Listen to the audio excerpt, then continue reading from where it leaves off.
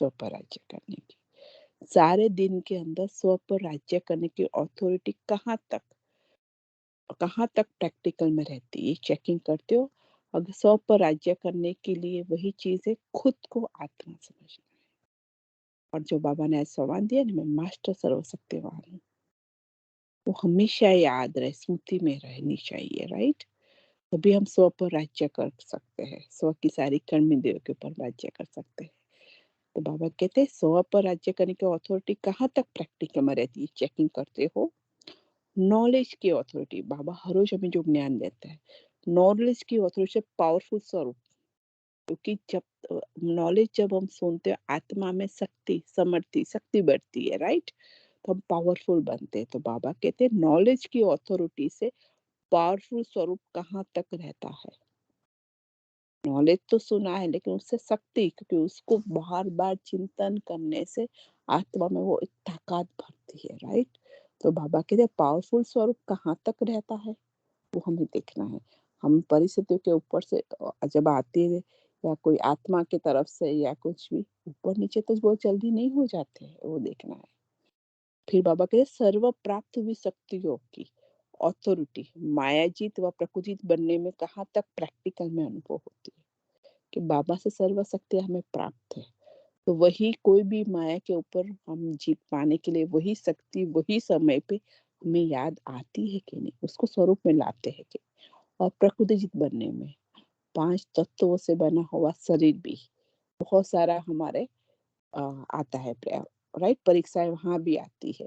तो बाबा कहते वो बाबा की प्राप्त की हुई शक्तियों हम लेते यूज़ लेते करते हैं कि नहीं, प्रैक्टिकल में अनुभव होती है कि नहीं, बाबा कहते हैं।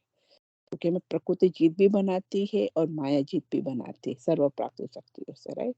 जब जिस शक्ति जो द्वारा जो कार्य करना चाहो, वही कार्य सफलता रूप में दिखाई दे। जो शक्ति की जब ज़रूरत है, उसी शक्ति से वही कार्य हो, तभी वो कार्य सफलता रूप में दिखाई दे। ऐसी अथॉरिटी अनुभव करते हो। हमें सहन करने का है, राइट? कुछ भी है, कोई भी आत्मा के तरफ से पेपर आया है, राइट? माया का कोई भी डिफरेंट वे आया है, राइट? तो उसी टाइम पे सहन शक्ति होती है, शर्माने की शक्ति होती है कि नहीं होती है, वो हमें देखना है। तो जो शक्ति की जब ज़रूरत है, वो शक्ति हम यूज़ करते हैं और उसी से हमें सफलता मिलती है। अगर जहाँ पे निर्णय करना है, राइट? अगर हम वहाँ पे निर्णय ही नहीं कर सकते हैं, और राइट, क्योंकि जब निर्णय करने से पहले परखना पड़ेगा, अगर परख नहीं सकोगे तो निर्णय नहीं कर सकोगे, राइट? तो इसीलिए बाबा कहते हैं बाबा ने सारी शक्ति हमें दे दी है, अधिकार के रूप में बाबा के बच्चे बने। लेकिन वही अधिकार हमें याद रहता है कि बाबा ने मुझे दी हुई है, राइट? बेहद का बाप सभी बच्चों को आप समान ऑलमाइटी अथॉरिटी बनाता है। बेहद का बाप सभी बच्चों को अपने समान, मेरे बाप के पास जितनी शक्तियाँ है, जो भी है भरपूरता है, वो सारा कुछ बच्चों को बना दे, बच्चों को सारे कुछ दे दे, बट बाप कुछ भी नहीं रखता अपने लिए, राइट? तो बाप समान बने हो, कहाँ तक बने, चेकिंग करना आता है। बाबा भी चेकिंग करना सिखाते हैं। कई बच्चे बाप दादा से रू रिहान करते हुए ये एक बात बार बार कहते कि चेक करते हैं।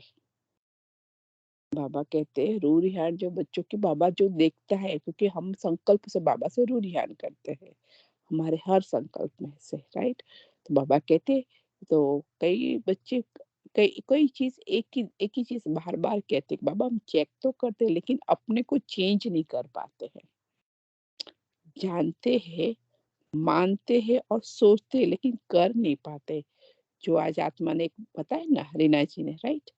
तो वही जानना, मानना, सोचते, लेकिन बाबा ने जो कहा वो करना, राइट? वो डिफरेंट चीज होती है। लेकिन कर नहीं पाते, अगर कर नहीं पाते तो आत्मा में इतनी शक्ति नहीं है। युक्ति चलाते लेकिन मुक्ति नहीं पाते, उसका मतलब युक्ति तो चलाते कि बाबा ने ये कहा है, लेकिन जो बात आई उससे हम डिटेच नहीं हो सकते ना, राइट? चिंता चिंतन से नीचे वही होती है। तो वही चीज बाबा के मुक्ति नहीं पाते, उसके लिए क्या करें? इसका कारण एक छोटी सी गलती व भूल है, जो कि इस भूल भुलैया के चक्कर में लाती है। बाबा कहते एक छोटी सी गलती है, और वो भूल होती है जिसे भूल-भुलैया के चक्कर में आ जाते हैं। वो क्या है? बाबा कहते हैं जैसे दवाई चाहते हैं कितनी भी बढ़िया हो, राइट? बाबा बहुत अच्छे से समझाने देते हैं कि आत्मा समझ जाए और बैठ जाए, और हमने स्कूल में वो किया हुआ है। अगर कई बार हम डॉक्टर के पास जाते हैं, तो डॉक्टर कहते हैं दवाई असर करेगी, लेकिन इसके साथ ये खाने-पीने में या सुबह कसरत करने में या सोने में या उठने में आपको परहेज़ करनी पड़ेगी। आप वो परहेज़ नहीं करोगे, आपको मिस उसका आपको उसकी टेक केयर करनी पड़ेगी, उसको ज़्यादा वो यूज़ करना पड़ेगा, जो भी है। जैसे कि मैं सिंपल उदाहरण देती हूँ मेरे युगल का। उनको लंग्स का है, जो पिछले पिछले 5-6 मंथ में उनके लंग्स की में थोड़ा-सा कैपेसिटी बहुत कम हो गई थी, राइट? तो आत्मा ने जो डॉक्टर जो निमित्त बने थे, बाबा ने जिसको निमित्त तो उन्होंने बताया कि हम आपको दवाई दे रहे, दवाई का डोज़ चेंज किया है, लेकिन आपको इसके साथ सख्ती, इसका मतलब आपको वॉक एज़ इट इज़ जितना हो सके धीरे-धीरे करके आपको बढ़ाना है वॉक। तो वही परहेज़ होगी। अगर वो आप वॉक नहीं बढ़ाओगे, आप चलना ज़्यादा नहीं करोगे, तो आपके लंग्स खुलेंगे नहीं, राइट? तो ये परहेज़ हो गई। डॉक्टर दवाई देता है, लेकिन उसके साथ कहते हैं ये टेक केयर करनी पड़ेगी, ये चीज़ करनी पड़ेगी, तो वो दवाई का डोज़ आपका असर ज़्यादा करेगा। वही वर्थ इट है, तो बाबा ये बता रहे हैं। राइट? दवाई चाहे कितनी भी बढ़िया हो, अपना डोज़ भी ले रहे हो, लेकिन एक बार की भी परहेज में से कोई एक वस्तु स्वीकार कर ली, वह जो स्वीकार करनी थी, वह नहीं की, तो दवाई द्वारा व्याधि से मुक्ति नहीं पा सकते, राइट? अगर डॉक्टर ने कहा है कि आपको स्वीट नहीं खानी है, लेकिन एकाध दफ़ा भी वो हम कभी-कभी होता है कि मंथ में 1 दफ़ा हम अच्छे से स्वीट फिर से खा लेते हैं। फिर आपको तली हुई चीज़ नहीं खानी है, तब भी हम खा लेते, तो वही बाबा कहते हैं, एक बार भी परहेज में से कोई एक वस्तु स्वीकार कर ली, जो स्वीकार नहीं करनी थी, वह नहीं की, तो दवाई द्वारा व्याधि से, दवाई से जो हमारी मुश्किलियाँ है दवाई द्वारा, वो मुश्किलियाँ वो मुक्ति नहीं पा सकती दवाई से भी। इसी प्रकार यहाँ भी नॉलेज रूपी दवाई लेते हैं। हर रोज बाबा हमें मुरली सुनाते हैं, हम हर रोज नॉलेज लेते हैं, अर्थात नॉलेज को बुद्धि में दौड़ाते हैं, ये यथार्थ है या ये अयथार्थ है, ये कहना चाहिए या नहीं कहना चाहिए, ये रॉन्ग है या राइट है, और ये हार है या जीत है, ये समझ बुद्धि में है। बाबा ये हमें कहते हैं, बाबा हर रोज हमें नॉलेज देते हैं, वो हम बुद्धि में दौड़ाते, बुद्धि में उसका चिंतन करते रहते हैं कि बाबा ने ये कहा, ये अर्थ सहित है, ये सही है, ये गलत है, ये करना चाहिए, नहीं करना चाहिए। अगर ये हार है हमारी, अगर कोई चीज के ऊपर हमारा प्रभाव लगे तो वो हमारी हार है या जीत है, वो बाबा कहते हैं, इस समझ बुद्धि में, अर्थात समय प्रमाण दवाई का डोज ले रहे, रू रिहान कर रहे, क्लास कर रहे, सेवा कर रहे, और ये सब डोज ले रहे, लेकिन जो पहली पहली परहेज व मर्यादा है, तो बाबा 3 परहेज बता रहे हैं हमें। बाबा जो दवाई देता है वो नॉलेज रूपी दवाई है, वो हर रोज बाबा दे रहा है, लेकिन उसके साथ भी हमें सर्वशक्तियों का अनुभव सहजता से क्यों नहीं होता है, तो बाबा कहते ये परहेज करनी है, ये इसका टेक केयर करना है।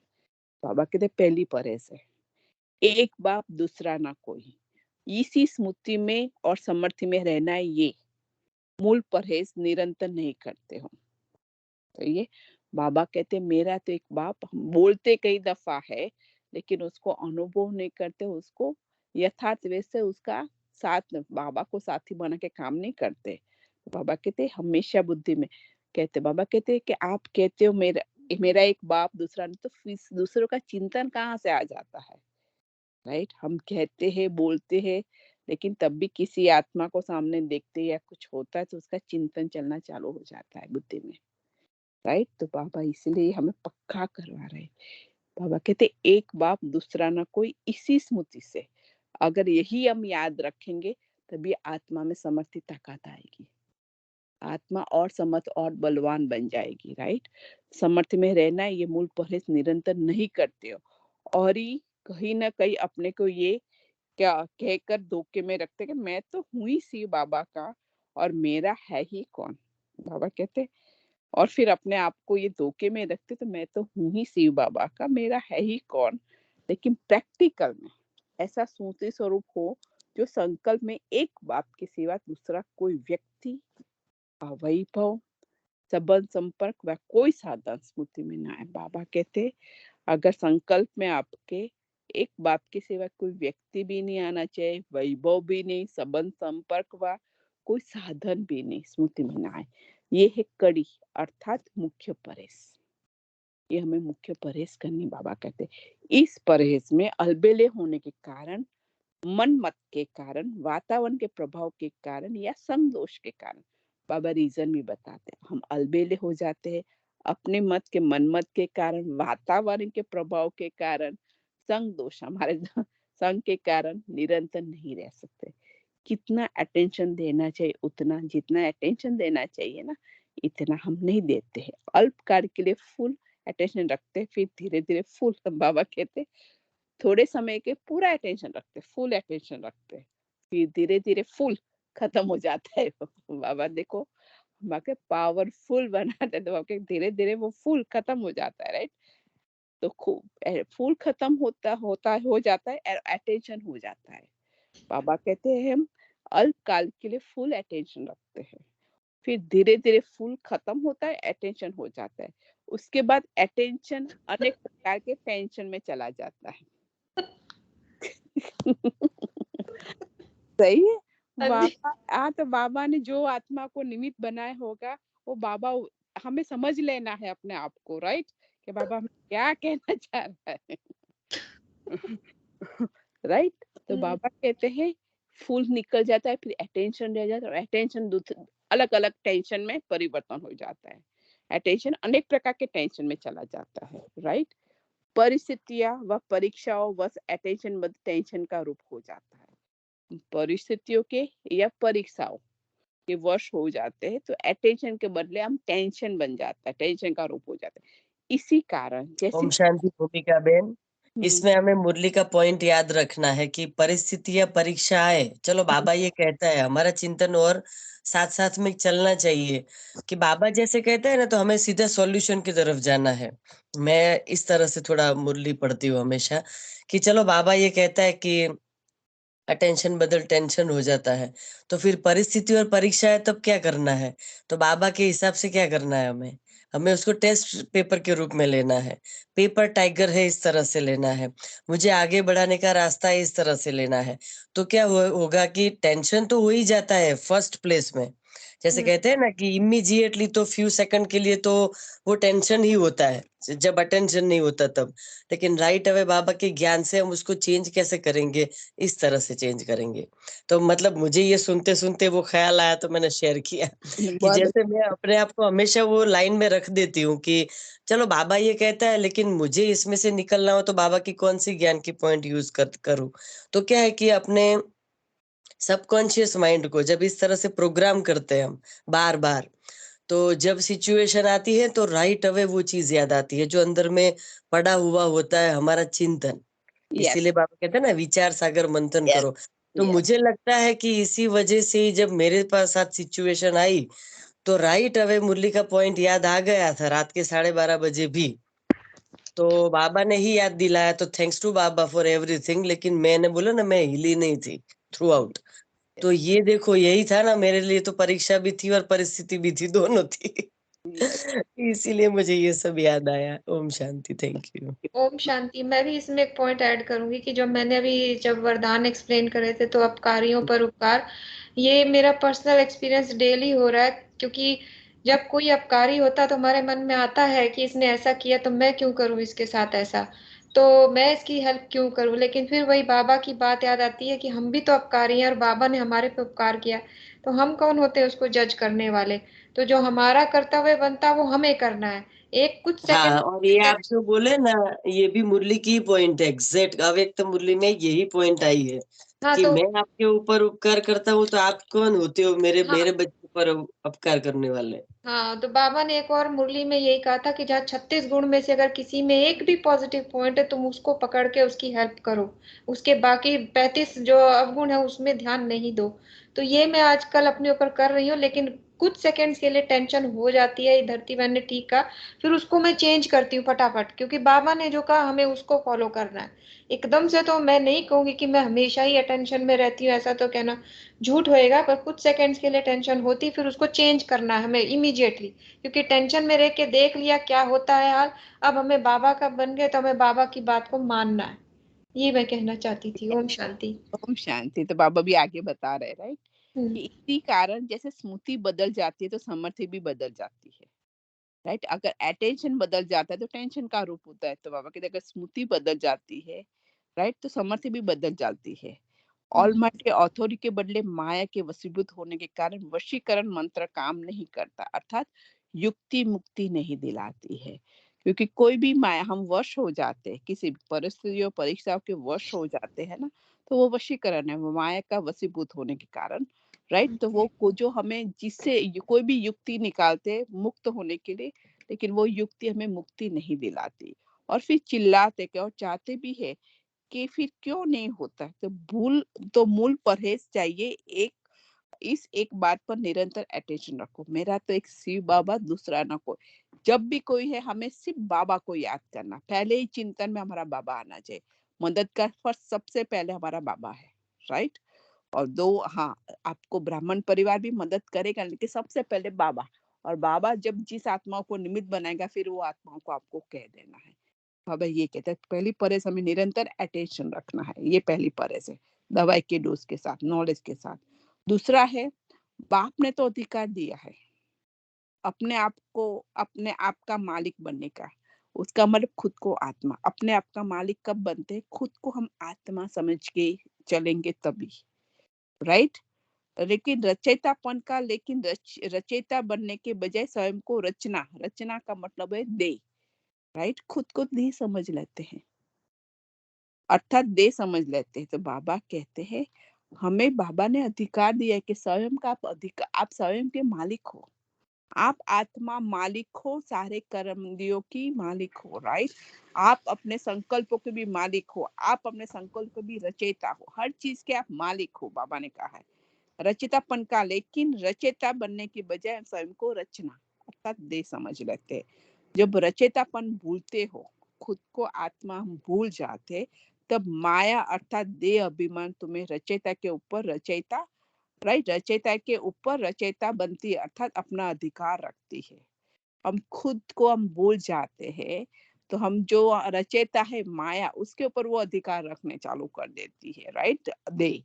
तो वही, क्योंकि कर्मेंद्रियां फिर वही अपने हिसाब से चलती है ना। आत्मा मालिक बन के रहेगी तो वो ऑर्डर देगी, लेकिन आत्मा खुद भूल जाएगी कि मैं मालिक हूँ, तो वो क्या होगा? कर्मेंद्रियां अपने हिसाब से, वो कर्मेंद्रियां आत्मा को उसी हिसाब से वशीभूत करेगी, तुम्हें मुझे हिसाब, मेरे हिसाब, क्योंकि वो भूल गई, उसको याद ही नहीं है कि मैं मालिक हूँ, राइट। बाबा कहते तो तुम रचयिता के ऊपर रचयिता बनती है, अर्थात अपना अधिकार रखती है। रचयिता पर कोई अधिकार नहीं कर सकता, राइट, क्योंकि आप रचयिता हो, अतः उसके ऊपर कोई अधिकार नहीं कर सकता। बाबा कहते आप विश्व के मालिक के ऊपर कोई मालिक नहीं बन सकता। बाबा अभी देखो कितना बड़ा टाइटल। बाबा कहते आप विश्व के मालिक, उसका मालिक कौन बन सकता है? आप जो सृष्टि का सर्जन है वो आपको विश्व का मालिक बना रहा है, उसके ऊपर कोई मालिक नहीं है, क्योंकि वो खुद मालिक हमें मालिक बना रहा है, राइट। तो बाबा कहते हैं विश्व के मालिक पर कोई मालिक नहीं बन सकता है, क्योंकि हम विश्व के मालिक है। माया के आगे रचना बन जाते हो और अधीन बन जाते हो, राइट। तो इस मालिकपन की व अधिकारीपन की स्मृति स्वरूप रहने की परहेज निरंतर नहीं करते हो। तो हमें हमेशा ये स्मृति में रखना है कि मुझे बाबा ने कहा मैं स्वयं का मालिक हूँ और मैं विश्व का भी मालिक हूँ। ये मालिकपन की, अधिकारीपन की स्मृति स्वरूप हमेशा रहनी चाहिए। अगर नहीं रहती है, परहेज निरंतर नहीं करते हो, तो वो दूसरी परहेज है, तो वो दवाई का डोज काम में नहीं लगता है। तीसरी परहेज है, बाबा कहते हैं कि बाप द्वारा सबके ट्रस्टी बने हो। बाप कहते बाप द्वारा हम सबके ट्रस्टी बने हैं, राइट। ट्रस्टी क्या होता है? किसी ने बनाया होता है, हम बने हैं, हम निमित्त मात्र कर रहे, करण करावन करा रहा है, मैं कर रही हूँ, मेरा कुछ नहीं है, वो करा रहा है, मैं कर रही हूँ, राइट। तो वो मुझे ऑर्डर करेगा, उसी हिसाब से मैं कर रही हूँ ना। तो बाबा कहते बाप द्वारा सबके ट्रस्टी बने हो, इस तन के भी ट्रस्टी हो मन अथवा संकल्प के भी ट्रस्टी हो, लौकिक व अलौकिक जो प्रवृत्ति मिली है उसमें भी ट्रस्टी हो। बाबा पक्का करवा रहे इस तन के, इस शरीर के भी हम ट्रस्टी, क्योंकि हमारा ये शरीर नहीं मर्जीवा जन्म है। इस मन का, क्योंकि इस शरीर में मन भी आ गया, आत्मा भी आ गई, तो मन का भी हम ट्रस्टी है। मन में जो संकल्प होते हैं उसके भी ट्रस्टी है। फिर लौकिक और अलौकिक जो प्रवृत्ति मिली है, लौकिक या अलौकिक हमें जो भी प्रवृत्ति मिले उसमें भी ट्रस्टी हो। लेकिन ट्रस्टी की बजाय बाबा कहते हैं आप गृहस्थी बन जाते हो। तो बाबा कहते हैं आप ट्रस्टी की बजाय आपको निमित्त, बाबा ने बताया मुझे घर की सारी आत्माओं के लिए बाबा ने मुझे निमित्त बनाया है, राइट। और मैं निमित्त बन के सारी आत्माओं की सेवा कर रही हूँ। तो वो बाबा ने मुझे निमित्त बनाया इसलिए मैं कर रही हूँ, क्योंकि मैं अब बाबा की बच्ची बनी हूँ, राइट। तो वही है। तो बाबा कहते हैं गृहस्थी की दुर्दशा का मॉडल आप बनाते हो, दुर्दशा का राइट। कौन सा मॉडल बनाते हो? जो सभी तरफ से खींचा रहता है। दूसरा बाबा कहते हैं दूसरा गृहस्थी को गधे के रूप में दिखाया है। जो बोझा अरे ढोता रहता है, बाबा अनेक देखो प्रकार के बोझे दिखाई, आगे बोला भी है। अनेक प्रकार के बोझ दिखाए गए, ऐसे मॉडल बनाते हो ना। समझ लो, अगर हम गृहस्थी है और बोझा लेते तो ये बात पक्का याद रखना, बाबा ने कहा गधे के रूप में मॉडल में बताते हम। ये वाला अगर याद रखे ना तो आज का वरदान सफल हो जाएगा। चिंतन मुक्त, चिंता मुक्त भव। तो बाबा कहते जब गृहस्थी बन जाते हो तो मेरेपन के अनेक प्रकार के बोझ हो जाते हैं, राइट। मेरा ये, मेरा वो, मेरा बाबा मेरी कहते ट्रस्टी बनो भाई, ट्रस्टी बनो, गृहस्थी नहीं। गृहस्थी बाबा कहते गधे का रूप है, राइट। तो सबसे रॉयल रूप का बोझ है वो मेरी जिम्मेदारी, उसको तो निभाना ही पड़ेगा। और गृहस्थी ही तो अपनी कर्म इंद्रियों के वश हो अनेक रस में समय गंवाने के गृहस्थी बहुत है, राइट। तो बाबा कहते हैं ये सबसे रॉयल रूप का बोझ है ना, ये मेरी जिम्मेवारी, इसको तो निभाने। लेकिन हम भूल जाते कि बाबा ने हमें निमित्त बनाया तो वही ताकत भरेगा ना, राइट। और कोई गृहस्थी ही तो अपनी राइट, और कोई गृहस्थी ही तो अपनी कर्मेंद्रियों के वश हो अनेक रस में समय, क्योंकि अपने अपने कर्मेंद्रिय हमारे घर के काम को बहुत अपने कर्मेंद्रियों के वश हो जाते हैं, कर्मेंद्रियों के वश हो जाते हैं। अनेक रस में समय गंवाने के गृहस्थी होते हैं, हम बहुत सारा समय गंवाते हैं ना। ये मेरी जिम्मेदारी, ये मुझे करना है, ये करना है। बाबा आज भी बताए आप बहुत बिजी हो, काम करते रहो, हमें मुश्किल बाबा के काम तो करना पड़ेगा, निमित्त बनाया है आपको, लेकिन बुद्धि मेरे हाथ, मेरे साथ लगी रहनी चाहिए, राइट। तो अरे, तो बाबा कहते आज क्या करते, कण रस व समय गवाया या जीभ रस व समय गवाए, बाबा कहते हैं। या कण रस के लिए बहुत सुनते, बातें सुनते ये वो, या जीभ रस खाने का जो शौक होता है, जीभ रस व समय गवाया। ऐसे गृहस्थी में फंसने के कारण दृष्टिपन भूल जाते हो। देखो परमात्मा जो बाप हर एक संबंध हमारे से निभाता है, वो कितनी बारीकाई से अपने बच्चों को देखता है और कहता है कि बच्चे ये चीज आप कर रहे हो, ये नहीं करो, क्योंकि हमारा बहुत सारा समय होता है, राइट, या कनरस या जीबरस में चला जाता है। कुछ खाने का हुआ मन, हमने बनाया, राइट। फिर कहते हैं फिर कुछ सुनने का होता है तो हम बहुत बातें सुनते भी है, समय वहां भी गवाया। तो कहते वो समय आप गंवाते हो। ऐसे गृहस्थी में फंसने के कारण आप खुद भूल जाते हो ट्रस्टीपन। ये तन भी मेरा नहीं है, तन का भी ट्रस्टी हूँ, क्योंकि ये शरीर भी मेरा नहीं तो इसका भी मैं ट्रस्टी हूँ। तो ट्रस्टी मालिक के बगैर किसी भी वस्तु को अपने प्रति यूज नहीं कर सकते, क्योंकि बाबा ने कहा कि हम ट्रस्टी ही, इस तन के भी हम ट्रस्टी है, ये मन के भी हम ट्रस्टी हैं, राइट। तो बाबा ने कहा कि जो मालिक ट्रस्टी होता है वो उसका कोई मालिक होता है। तो मालिक के बिना, मालिक वगैर वो इस वस्तु को यूज अपने लिए नहीं कर सकता है। तो कर्मेंद्रियों के रस में मस्त हो जाना उसको भी गृहस्थी कहेंगे। बाबा कहते हैं हमारे सब कर्मेंद्रियों के रस के, राइट, उस रस में मस्त हो जाना उसको भी गृहस्थी, न कि ट्रस्टी। क्योंकि श्रेष्ठ से श्रेष्ठ मालिक जिसके आप ट्रस्टी हो, उनकी श्रीमत एक एक के रस में सदा एक रस स्थिति में रहने की है। राइट? श्रेष्ठ से श्रेष्ठ मालिक कौन? परमात्मा जिसके हम ट्रस्टी है, उनकी श्रीमतें, बाबा की जो भी श्रीमतें एक रस में, राइट, सदा एक रस स्थिति में रहने की है। मेरा तो एक शिव बाबा, दूसरा ना कोई और कोई मत। एक की श्रीमत, बाबा ने जो कहा वो हमें करना है, न मन मत न पर मत। इन कर्मेंद्रियों का द्वारा एक का ही रस लेना है, तो फिर अनेक कर्मेंद्रियों द्वारा भिन्न भिन्न रस क्यों लेते हो? तो लौकिक व अलौकिक प्रवृत्ति में गुरुवस्थी बन जाते हो। इसलिए अनेक प्रकार के बोझ जिसके लिए बाप डायरेक्शन देते कि सब मेरे को दे दो, बाबा हमेशा देते हैं। एक तो जब मेरापन आता है, मेरी जिम्मेवारी आती है, राइट, तो बाबा कहते हैं रॉयल रूप का वो होता है। बाबा कहते हैं कि आपको ट्रस्टी मैंने बनाया हुआ है। बाबा की जो भी बाबा ने हमें डायरेक्शन दी कि अनेक प्रकार के बोझ होते हैं जिसके लिए बाप डायरेक्शन देते हैं। बाबा कहता है कि बच्चा मेरे को दे दो, वो बोझ कार्य ही अपने ऊपर उठाए, बोझ धारण करते हो, उड़ना चाहते हो, राइट। बाबा कहते हैं कि सब मेरे के दे दो, तो वो बोझ कार्य ही अपने ऊपर उठाते थे, राइट। तो जब भी हम बोझ के साथ, बाबा आज कह रहे बोझ नहीं उठाना, आप मेरे बच्चे हो, गधे नहीं हो, राइट। तो बाबा ये पक्का क्या, अगर हम अपने आप को गुरुवस्थी समझेंगे और बोझ खुद उठाएंगे तो अपने आप को समझ लेना है कि क्या बाबा ने कहा है आज, राइट। बाबा कहते हैं मैं आपका बोझ उठाने आया हूँ, मैं आपको डायरेक्शन देता हूँ, ऑर्डर करता है बच्चा आप सारे बोझ मेरे को दे दो। मेरेपन का भी वो बोझ होता है, जब बोझ कब होता है, मेरेपन आता है, मैं और मेरापन आता है तभी बोझ आता है, अदरवाइज बोझ होता ही नहीं है, राइट। कि मेरा है, ये मुझे करना है, मेरी जिम्मेवारी है, मैं ये नहीं करूंगी तो सारी आत्माओं को ये लगेगा। नहीं, बाबा ने आपको ट्रस्टी बनाया, उसकी डायरेक्शन के हिसाब से चलो आप।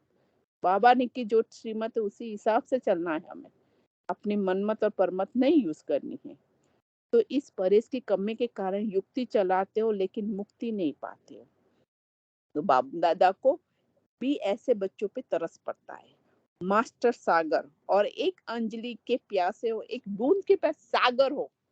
आप बाबा के बच्चे हो, आपको बाबा ने पूरा अधिकार दिया, मास्टर सागर। और फिर कहते एक बूंद के भी आप प्यासे हो, एक अंजलि के प्यासे हो। अर्थात योग और ज्ञान द्वारा जो अनुभव की प्राप्ति होती है, उस अनुभव की अंजलि से प्यासे हो। ज्ञान और योग से जो अनुभव होना चाहिए उसकी प्राप्ति से आप अंजलि से वो प्यासे। इसलिए अब परहेज को अपनाओ तो सर्व प्राप्तियां सदा अनुभव हो। बाबा ने जो कुछ दिया है खुशी से लेके जो जो हमारी है, सब कुछ हमें अभी प्राप्त हो, उसका अनुभव हो। सर्व प्राप्तियों की प्रॉपर्टी के मालिक ऐसे बालक सो मालिक प्राप्ति से वंचित हो। बाबा कहते आपको सर्व प्रॉपर्टी के मालिक है आप, ऐसे, राइट। बालक तो मालिक है, परमात्मा के बालक है और विश्व के मालिक। बाबा हमें मालिक बनाता है हर चीज के, हर अधिकार के लिए, राइट। तो प्राप्ति से कैसे आप वंचित हो? ये तो बाप से भी नहीं देखा जाता है ना।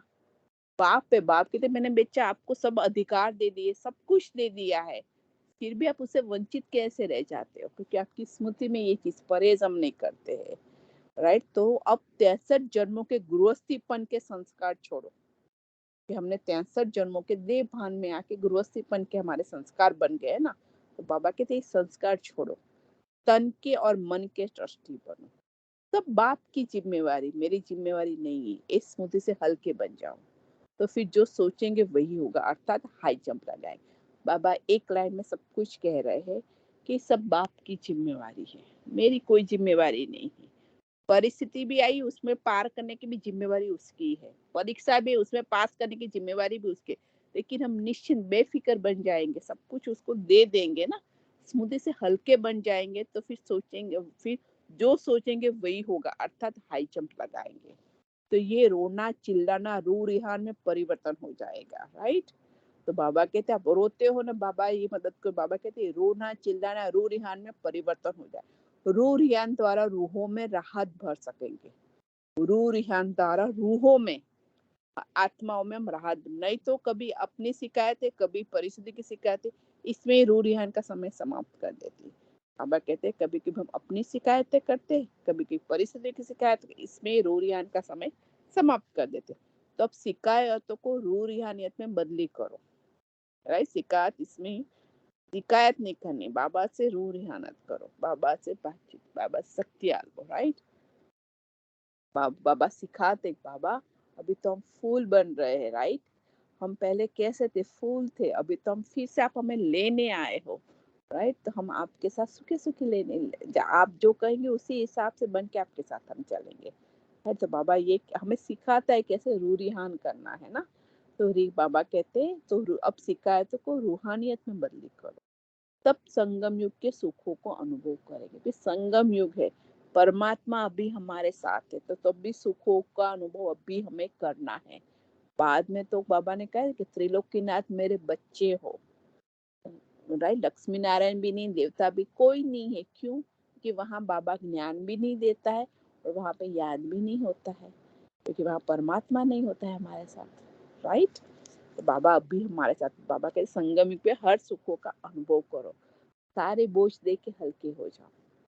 ऐसे सदा रूहानियत में रहने वाले, कदम कदम पर श्रीमत पर चलने वाले, ऐसे याज्ञाकारी, फरमान वरदार और हर फरमान को स्वरूप में लाने वाले, ऐसे बाप की प्रिय ज्ञानी तू आत्माएं और योगी तू आत्माएं बच्चों को बाप दादा का याद प्यार और नमस्ते। हम रूहानी बच्चों की, रूहानी माता पिता को याद प्यार, गुड मॉर्निंग और नमस्ते।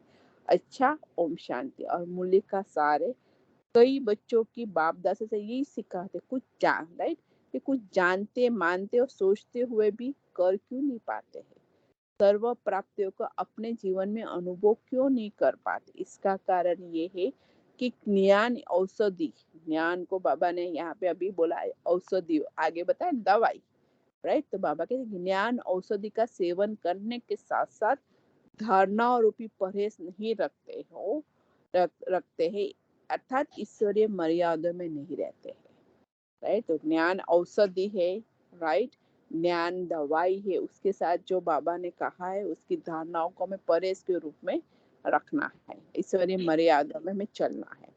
पहली परहेज, एक बाप दूसरा ना कोई को भूल दूसरा कोई व्यक्ति, वैभव, संबंध, संपर्क या साधन अपना लेते।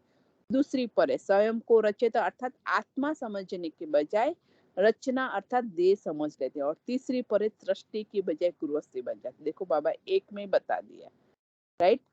तो पहली परहेज भी बताया, दूसरी परहेज और तीसरी परहेज भी बता दिया, राइट। ट्रस्टी बनने के बजाय गृहस्थी बन जाते। तो अब परहेज को अपनाओ, शिकायतों को रूहानियत में बदली करो, तो ही संगम युग के सुखों का अनुभव कर सकेंगे।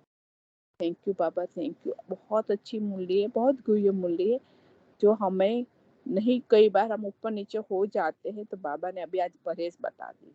औषधि तो हम हर रोज लेते हैं, राइट, ज्ञान हर रोज सुनते हैं हम लोग, लेकिन वो कई बार हमें याद आता है, नहीं आता है, उसका कारण बताया बाबा ने। जो बाबा कहते श्रीमत के हिसाब से वो धारणाओं को हम धारण करनी पड़ेगी, राइट, तभी हो सकता है। तो बाबा ने कहता, एक बाप दूसरा ना कोई, फिर मैं आत्मा मालिक हूँ, बाबा ने मुझे सारे अधिकार में, स्वयं की मालिक हूँ, विश्व के मालिक, मेरे ऊपर कोई मालिक नहीं है।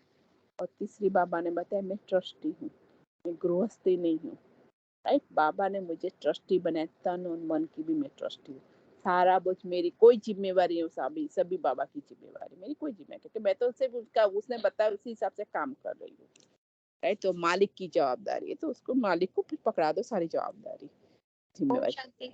ओम इसमें मैं शांति। एक चीज बोलना चाहूंगी। जैसे हम ये कहते हैं कि जो हमारी रचना है, मेरी जिम्मेवारी है इसको अच्छे संस्कार देना, तो ये नहीं बोलना। नहीं, वो बाबा का ही बच्चा है, हमें, राइट। बाबा ने आज कहा, मेरी चीज, मेरापन कुछ कहाँ पे नहीं आना चाहिए। बाबा ने मुझे इस आत्मा के लिए निमित्त बनाया हुआ है, राइट।